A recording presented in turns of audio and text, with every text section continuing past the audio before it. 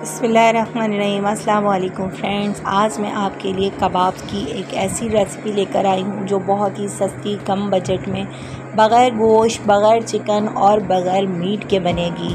जी हाँ, आज मैं बना रही हूँ रेशा कबाब, जिसमें हम किसी किस्म के गोश्त का इस्तेमाल नहीं करेंगे। तो चले आए स्टार्ट करते हैं। मैंने हाफ़ केजी चने की दाल ली, जो मैंने वॉश करके पूरी रात जो है वो पानी में भिगोकर छोड़ दी थी। तो ये देखिए, ये कितनी अच्छे से नरम हो गई है। सिर्फ ये भीगी हुई दाल है, बहुत अच्छी तरह गल गई है। अब इसके अंदर मैं कुछ मसाले शामिल करूँगी, जिसमें मैंने 2 तेज़पात के पत्ते, 2 से 3 जो है वो दालचीनी, 4 से 5 लौंगे और 1 बड़ी इलायची का टुकड़ा, 10-12 दाने मैंने काली मिर्च के लिए ये मैंने इसमें शामिल कर दिए। 1 टेबल स्पून ज़ीरा लिया है मैंने, इसमें 2-3 हरी मिर्चें लूँगी और इसके साथ ही मैं इसमें कुछ मसाले ऐड करूँगी पिसे हुए। 1 टेबल स्पून मैंने सॉल्ट लिया, 1 टेबल स्पून में इसमें कुटी हुई लाल मिर्चें ले रही हूँ और इसी के साथ में 1 टेबल स्पून भरकर कुटा भुना धनिया लूँगी, वो मैं इसमें शामिल करूँगी। और इसके साथ मैं इसमें हल्दी का इस्तेमाल करूँगी, समझे 2 से 3 चुटकी बस मैंने हल्दी इस्तेमाल की है। ये तमाम मसाले मेरे इसमें चले गए। 2 ग्लास में इसमें पानी शामिल कर रही हूँ। दाल जो है वो मेरी काफ़ी ज़्यादा गली हुई है, इसलिए मुझे ज़्यादा पानी या ज़्यादा टाइम की ज़रूरत नहीं होगी। बस ये मैं दाल में तमाम चीज़ें डालकर 1 टेबल स्पून अदरक लहसुन का पेस्ट शामिल कर रही हूँ।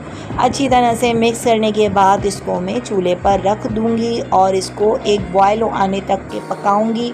जब बॉयल आ जाएगा तो मैं इसको मीडियम फ्लेम पर रखकर पकने दूंगी। ये देखें, अच्छे से मेरी दाल में बॉयल आ गया है। अब मैं इसकी फ्लेम स्लो कर दूंगी और इस दाल को पकने दूंगी। तकरीबन आधा घंटा भी नहीं लगा था और मेरी दाल जो है माशाल्लाह से बिल्कुल अच्छी तरह से गल गई। ये मैं दिखाती हूँ आपको, ये देखें पानी इसका ड्राई हो रहा है।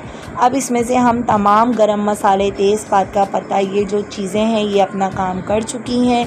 अब इनका कोई काम नहीं है, तो मैं इन सब चीज़ों को बाहर निकाल दूँगी।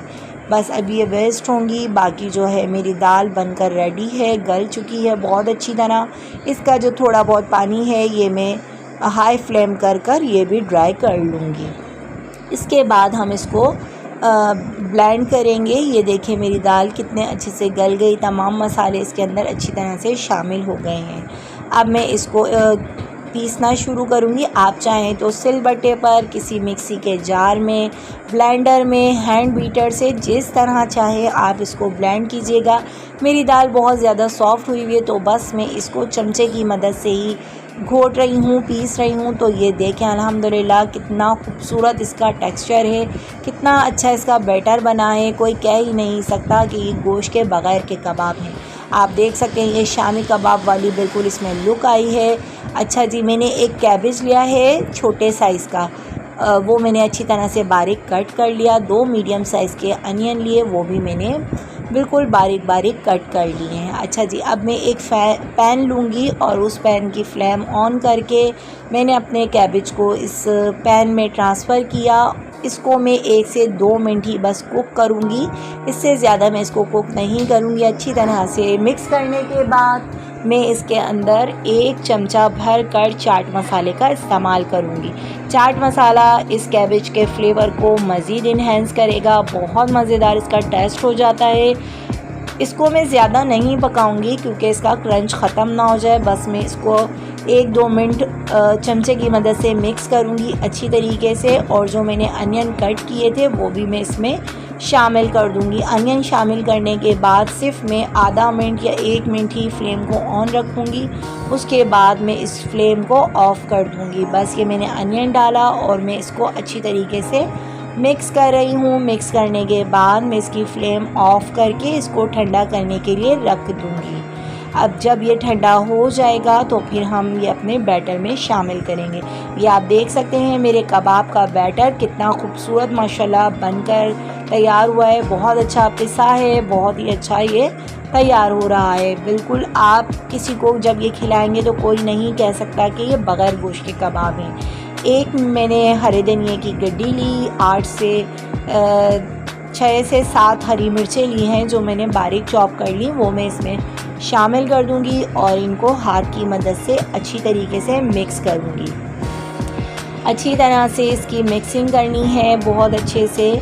जब ये मिक्स हो जाएगा तो हम इसके कबाब बनाना स्टार्ट करेंगे। इस तरह से मैंने हाथ पर कबाब का बैटर लिया और अच्छी तरह से प्रेस करते हुए एक राउंड शेप में कबाब रेडी कर लिया है। और इसी तरह से मैं बाकी के अपने तमाम कबाब रेडी करती जाऊंगी और एक तरफ रखती जाऊंगी। अच्छा जी, आप चाहें तो इसमें इसी टाइम पर एक अंडा फेंट कर डाल सकते हैं और इस मिक्सचर में मिक्स कर सकते हैं। इससे इसकी बाइंडिंग और भी ज़्यादा अच्छी हो जाएगी, लेकिन मुझे ज़रूरत नहीं थी इस टाइम करने की। मेरी बाइंडिंग वैसे ही बहुत अच्छी माशाल्लाह हो रही है, तो मैं अंडा यूज़ नहीं करी। आप चाहें तो ज़रूर कीजिएगा। मैं फ्राइंग में अंडा यूज़ करूँगी। तो देखें मेरे तमाम कबाब बनकर रेडी हो गए हैं माशाल्लाह से। बहुत सारे कबाब बन गए। एक अंडा लिया है मैंने, जिसमें 1 चुटकी नमक और 1 से 2 चुटकी काली मिर्च पाउडर मिक्स किया है। अब मैं इसमें अच्छी तरह से फेंटने के बाद अपने कबाब को डिप करती जाऊंगी अंडे के बैटर में और फिर उसको ऑयल में गरम कर डालती जाऊंगी। 1 बाय 1 मैं अपने कबाब सारे इसमें शामिल कर रही हूँ। बहुत अच्छे से मज़े से ये मेरे कबाब बन रहे हैं। बहुत ही क्रिस्पी, बहुत मज़ेदार ये कबाब बनते हैं। अंदर से इनके अंदर का जो क्रंच आता है हमारे कैबिज का, वो तो और भी ज़्यादा मज़ेदार लगता है। और ये कबाब कोई नहीं कह सकता आपको कि ये बग़ैर गोश्त के कबाब हैं। इसकी बाइंडिंग भी माशाल्लाह आप देख सकते हैं कितनी खूबसूरत बनी है। ये देखें मेरे कबाब अच्छी तरह से फ्राई हो चुके हैं। 3 से 4 मिनट लगे हैं कबाब को फ्राई होने में। बस ये माशाल्लाह अच्छे से बनकर तैयार हो गए। आप इसी दौरान मेरे चैनल को लाइक सब्सक्राइब कर दीजिए, बेल आइकन को प्रेस कर दीजिए। तो जनाब अल्हम्दुलिल्लाह ये मेरे कबाब बनकर रेडी हैं। इनकी फ़ाइनल लुक आपके सामने मौजूद है। बहुत ही क्रिस्पी, क्रंची, मज़ेदार से ये मेरे रेशा कबाब जो है वो रेडी हुए हैं बग़ैर गोश्त के। सिर्फ दाल से हमने देखे हैं कितने लजीज़ कबाब बनाए हैं। इनका रेशा आप फील कर सकते हैं, बिल्कुल शामी कबाब वाली इनके अंदर लुक है। चलें तो मैं ट्राई कर आपको बताती हूँ कि मुझे ये कैसे लगे। बहुत ही मज़ेदार, बहुत मज़े के कबाब बने हैं। मुंह में जाते ही घुल रहे हैं और बहुत ही मज़ेदार इनका फ्लेवर आ रहा है। आप रायते के साथ, सैलेड के साथ सर्व कीजिएगा। मैंने ग्रीन चटनी के साथ किया है। चलें जी, पसंद आए तो ज़रूर बताइएगा। चलती हूँ, अल्लाह हाफ़िज़।